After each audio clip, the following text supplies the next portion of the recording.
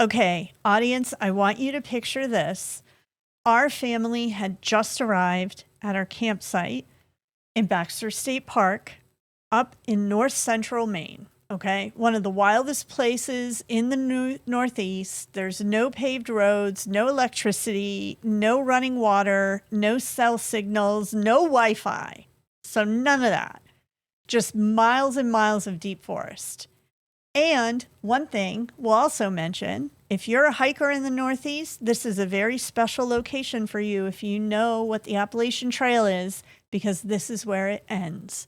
Appalachian Trail starts in Georgia and goes all the way up to Baxter State Park, and it ends on Mount Katahdin. So there we are in this amazing place, unloading our gear, and Dustin stops everybody in the process. We've got the whole truck filled with stuff. And he's like, listen, now I personally go through this very frequently in my life, married to a birder, but this was one of the moments where he really didn't deserve me and my teenage daughter rolling our eyes with all of our gear because, yeah, Dustin, anyways, do you want to tell them? I'm just so excited. Like, I'm doing a terrible opening, but do you just want to tell them what you spotted? I found a family of Merlins around their nest. A family of Merlins. And if you're like me, he's not talking about King Arthur. He's not talking about some wizard. He's talking about a bird. So we'll get to that. But let's start off with what tipped you off so quickly that it was Merlins? Because I thought, I heard them. I thought it was blue jays. Yeah. I didn't immediately know it was Merlins. In fact, my gut reaction was, oh, those are American kestrels, because it sounds a little similar to that. I don't get to hear kestrels that often, but I knew something wasn't quite right. And during breeding season, and even if you use your Merlin app, babies don't sound the same as adults. So even if it's a bird you're familiar with, you don't necessarily recognize the sound of babies. Time out. Is the Merlin app named after this bird? Light dawns on Marblehead. Oh my goodness. It's a special bird. Okay. All right. Okay. Yeah. So the Merlin app is named after cheekily this named bird. After this bird. Oh, yes. Okay. All right. So you thought it was a kestrel. I did, because oftentimes, this is a quirk, I think, of me. Maybe other birders have it happen to them too.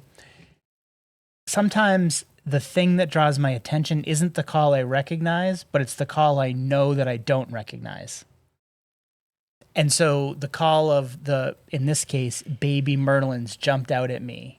And when I started looking around for kestrels, I saw a Merlin streaming in. Merlins are like blue jay-sized falcons, and they don't go anywhere slowly.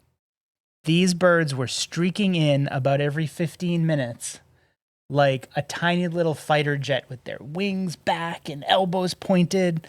Seriously, like an F-15 Tomcat or something. But the parents would come in and kind of dive into the pines, and then there'd be like some motion, but you couldn't see anything. And of course, we're unpacking. I didn't even have my binoculars and my optics out yet.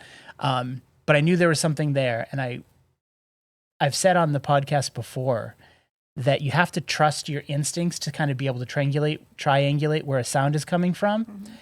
And in this case, on almost my first guess, I zoned right into where the nest was. I didn't see it right away.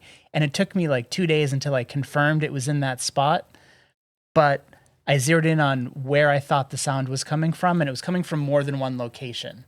So I knew it was babies that were perhaps spread out from their nest and maybe had already left the nest. Before we go any further, and boy, do we have stuff to show you guys, can you give everyone who might be listening like me a primer on Merlin the bird?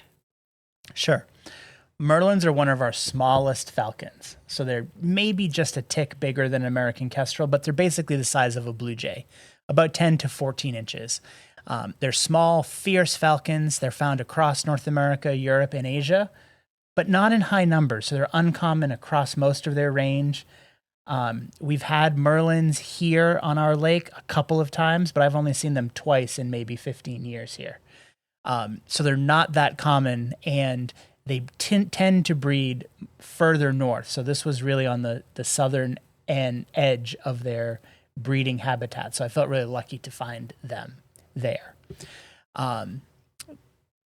They've got these like sharp pointed wings and a banded tail and a very like rusty spotted kind of pattern on their breast, like a lot of hawks do, even though it's a falcon.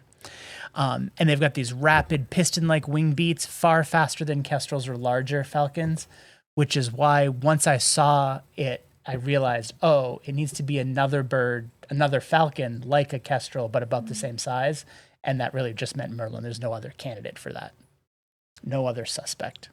Males are kind of bluish gray with heavy streaking and a barred tail and a white tip. Females, a little bit browner with off-white and just darker overall. They lack the bold facial stripes seen on kestrels, but they do have smaller, less defined facial markings called malar stripes, which are below the eyes. Okay. All right. Let's get to the good stuff. Because you captured some video footage and photography of the fledglings, right? So let me pull that up. All right. So look at them. Oh, they're so cute. I can't even stand it.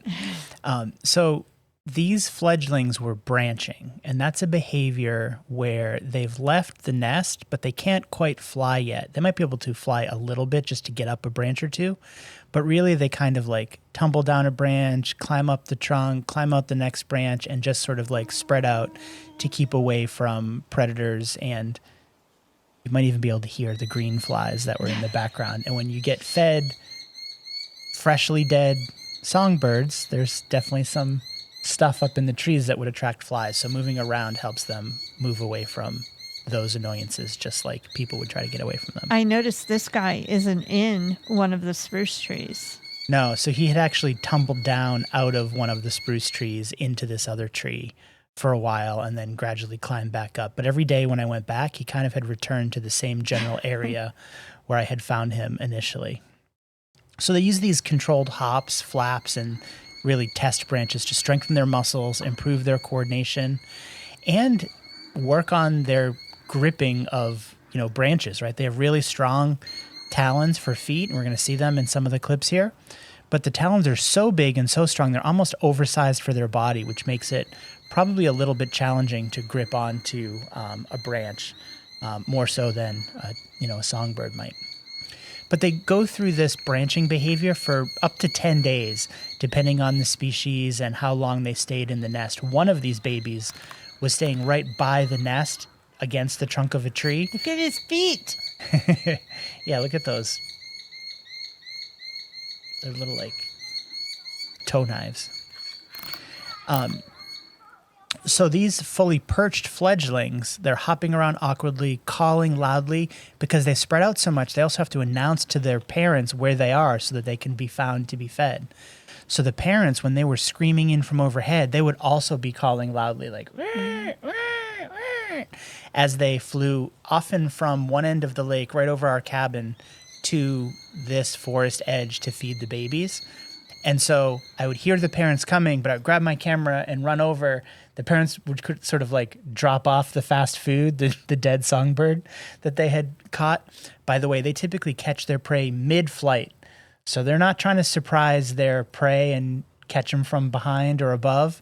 They'll just chase them, and they'll catch them because they are fast. Yeah, I couldn't believe how fast the parents were. Like you would just, it was like a streak in the sky, and they were gone. Yeah. So they're much louder than adult Merlins. They're using that voice to attract their parents.